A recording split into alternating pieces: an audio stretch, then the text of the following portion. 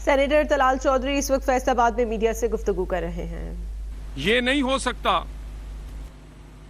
कि आप अपनी उन सरकारी गाड़ियों और सरकारी मुलाजमों समेत वफाक पर हमलावर हों। वफाक पे हमला जब करें तो खुद दुम दबाकर भाग जाएं। कहते तो आप ये थे कि मैं सीने पे गोली खाऊंगा, लेकिन पीठ दिखाकर भाग गए। आपके सरकारी मुलाजम, सरकारी गाड़ियां और तो और बानी पीटीआई की बहनें भी आप वहां गिरफ्तार करवा के चले गए। और उसके बाद ये जो सरकारी मुलाजम या मुजाहिरीन गिरफ्तार हुए, जो चढ़ाई वजीर आला केपीके ने की, उससे ना सिर्फ बेशुमार नुकसान हुआ बल्कि वहां पर एक सिपाही जो अपनी ड्यूटी कर रहा था, पुलिस कांस्टेबल, वो भी शहीद हुआ। जिन लोगों ने शहीद किया, जिन लोगों ने तशद्दुद किया, जो गिरफ्तार हुए, उनको जब जमानत मिली तो केपीके हाउस में उनको हार पहनाए गए, उनके लिए इनाम का ऐलान किया गया, छुट्टियां दी गई और उनकी हौसला अफजाई के लिए कहा गया कि आपको 1 स्टेप प्रमोशन दी जाएगी। यानी आपका रवैया ये होगा कि एक तरफ दुश्मन से लड़ने वाले और दहशतगर्दी से लड़ने शहीद हुए पाकिस्तान के फोर्सेस के लोग, उनकी यादगारों को भी आपने अपने पांव तले रौंदा। और जिन लोगों ने पुलिस कांस्टेबल शहीद किया, इस्लामाबाद में तोड़ फोड़ की, उन लोगों को आप हीरो बना रहे हैं। करना क्या चाहते हैं? क्या मैसेज देना चाहते हैं? और आप समझते हैं कि वफाकी हुकूमत के पास ऑप्शंस नहीं है, वफाकी हुकूमत के पास और कोई रास्ता नहीं है। हर चीज की एक इंतहा होती है और एक इंतहा के बाद जब कोई रेड लाइन क्रॉस करता है तो फिर बहुत सारे आईनी ऑप्शंस मौजूद हैं वफाकी हुकूमत और रियासत के पास। और ये देख लिया है आपने, ये मैं पीटीआई से मुखातब हूं, वो आज अपनी शर्मिंदगी, अपनी शिकस्त और अपनी नाकामी छुपाने के लिए जो उन्होंने पिछले 2.5 साल में इस पाकिस्तान में किया, इनकलाब के नाम पर, सियासत के नाम पर, तब्दीली के नाम पर, आज अपनी शिकस्त, नाकामी, शर्मिंदगी मिटाने के लिए कभी उसे डील का नाम दे रहे हैं, कभी कहते हैं कि अब ट्रंप आएगा तो वो हमारी जान छुड़ाएगा। ये डील की अफवाहें, ये ट्रंप का नाम शिकस्त तस्लीम कर रहे हैं और अपनी फेस सेविंग चाहते हैं आप। क्या नहीं किया? कब से शुरू है? तहरीके अदम एतमाद से आगाज हुआ, कहा कि मैं ये साइफर लहराया है और अब इनकलाब आएगा पाकिस्तान में। पाकिस्तान में पहली दफा चीफ ऑफ आर्मी स्टाफ की अपॉइंटमेंट रुकवाने के लिए लॉन्ग मार्च हुआ। अल्हम्दुलिल्लाह अपॉइंटमेंट तरीकाकार के मुताबिक, आइन के मुताबिक हुई। फिर कहा गया असेंबलियां तोड़ रहा हूं, अपनी मर्जी का इलेक्शन करवाऊंगा। इलेक्शन आपकी मर्जी से नहीं, आइन की मर्जी से और मुकर्ररा वक्त पर हुआ। फिर आपने बगावत की कोशिश की 9 मई, उसमें भी नाकाम हुए। उसके बाद इलेक्शंस में नाकाम हुए। इलेक्शंस के रिजल्ट को ना तस्लीम करके हुकूमत बनने से रोकने में नाकाम हुए। एससीओ कॉन्फ्रेंस को रोकने के लिए जो कुछ किया उसमें नाकाम हुए। 26वीं आईनी तरमीम को कहते थे रेड लाइन है। 26वीं आईनी तरमीम भी हुई और कहते थे फलां चीफ जस्टिस नहीं होगा तो ये मुल्क नहीं चलने देंगे।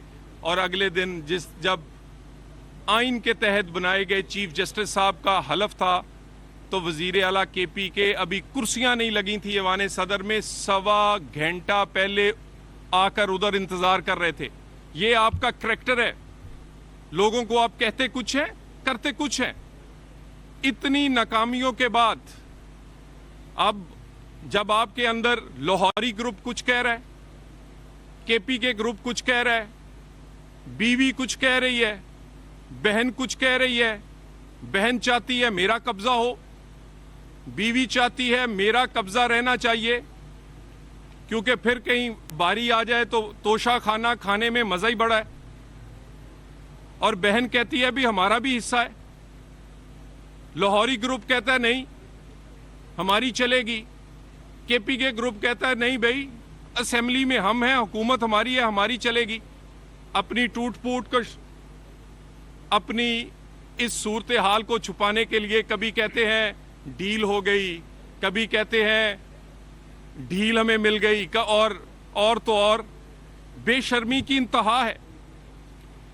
जिन लोगों ने गाड़ियों के पीछे लगाया हुआ था अमेरिका का नाम लिखकर कि हम कोई गुलाम तो नहीं, और अब अपने मुंह से बार बार कहते हैं ट्रंप जीतेगा तो वो हमें निकालेगा, और अब गाड़ियों पे लिखवा लें अमेरिका ट्रंप की तस्वीर लगा लें और नीचे लिख लें कि हम ही आपके गुलाम हैं। लॉबिंग करते हैं पाकिस्तान के खिलाफ, वहां से लॉबिंग करके लोगों के इलेक्शन फंड्स में पैसे देके वहां के कांग्रेसमैन से खत लिखवा के पाकिस्तान के खिलाफ तहरीकें चलाते हैं, कभी आईएमएफ को खत लिखते हैं, और जब सब कुछ नाकाम हुआ तो अब कहते हैं हमें अमेरिका, जिसको कहते थे कि इसने हुकूमत गिराई है, अब कहते हैं वो बचाएगा। मैं एक अर्ज कर दूं, पाकिस्तान में सियासी इस्तेकाम बहुत मुश्किल से अचीव किया गया है।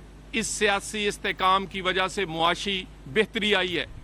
पाकिस्तान में स्टॉक एक्सचेंज दुनिया की बेहतरीन इस वक्त स्टॉक एक्सचेंज है। पाकिस्तान में रुपया तकड़ा और डॉलर कमजोर हुआ है। पाकिस्तान में गरीब के लिए सांस लेने का उसे मौका मिला है। जो इन्फ्लेशन महंगाई है वो सिंगल डिजिट में आ गई है, 7% से भी नीचे, जो 40% के करीब थी। पाकिस्तान में लोग इन्वेस्ट कर रहे हैं।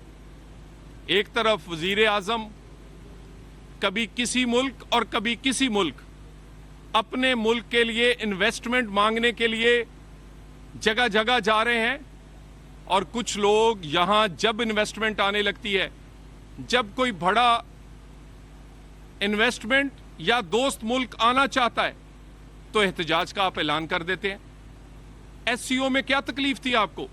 उससे 2 दिन पहले सऊदी डेलीगेशन आया, उसने अरबों डॉलर की इन्वेस्टमेंट अनाउंस करनी थी, उसको रोकना चाहते थे। एससीओ के बाद सीपेक 2 शुरू होना था, चाइनीज वजीर आजम इधर आया हुआ था, उसको आप क्या पैगाम देना चाहते थे? और ये जो सियासी इस्तेकाम है, और पाकिस्तान में पाकिस्तान की इकॉनमी, गरीब का चूल्हा चलना शुरू हुआ है, इसको रुकने नहीं देंगे। इस सियासी इस्तेकाम की बहुत बड़ी कॉस्ट पाकिस्तान पेश कर चुका है। इसकी बहुत बड़ी कीमत पाकिस्तान के आम लोग, 24 करोड़ लोग, और खुसूसन हमारे वो मेहनतकश और मजदूर पे कर चुके हैं। लोग आज भी बिजली गैस के बिल हों या आम जिंदगी, उनके लिए गुजारना मुश्किल है। अगर उनके हालात बेहतर होने लगे हैं, अगर एनर्जी की प्राइस नीचे आ रही है, अगर पेट्रोल या बिजली की कीमतों को नीचे लाने की हुकूमत कोशिश कर रही है, अगर पाकिस्तान में डॉलर कंट्रोल की वजह से और पंजाब में खुसूसन जितने की रोटी थी उससे 10 रुपए कम पे आज भी 13, 14, 15 रुपए पे मिल रही है, और दूसरे सूबों में 25 पे, तो ये सारी चीजें आपको तकलीफ किस बात की है? स्टॉक एक्सचेंज की बेहतरी की, रुपए के मजबूत होने की, महंगाई में कमी की, पंजाब और वफाकी हुकूमत के उन इकदामात की जिनका तल्लक डायरेक्टली आम आदमी से है।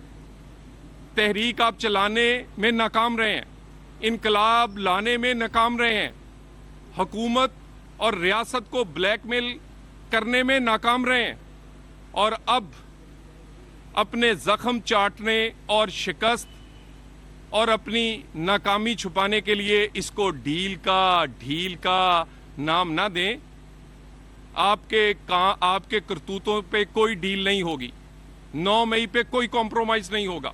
190 मिलियन आपकी जेबों से और आपके अकाउंटों से निकाला जाएगा। तोशा खाना, बुशरा बीबी, आपके वो जो एक जाली पर्दा किया हुआ है उसके अंदर जो हुकूमत पाकिस्तान के हार और हीरे छुपे हुए हैं वो निकालेंगे। इन चीज़ों पे और आप समझते हैं कि आप इस्लामाबाद आएं, सिपाही को शहीद करें और लोगों को फूलों के हार पहनाएं और वफाकी हुकूमत देखती रहेगी? नहीं। वफाकी हुकूमत पाकिस्तान में आम आदमी की जिंदगी और रियासत को चलाने के लिए आइन, कानून और किसी किस्म की डील और ढील के बिल्कुल हम सोचते भी नहीं। सियासी इस्तेकाम को मजबूत करेंगे। 26वीं तरमीम हुई है, 126वीं भी करनी पड़ी तो पाकिस्तान के लोगों के लिए, गरीब का चूल्हा चलाने के लिए, इकॉनमी चलाने के लिए, पाकिस्तान में कानून की अमलदारी के लिए करेंगे। Thank you very much.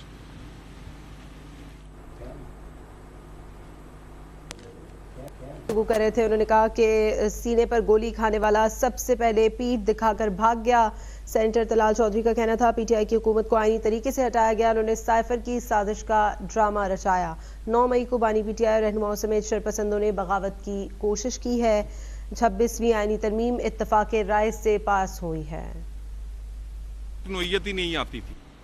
दूसरी बात, आपके कैमरों के सामने हुआ, आपने उसे एक एक उसकी जो प्लान में स्टेप उसे आप देखते रहे।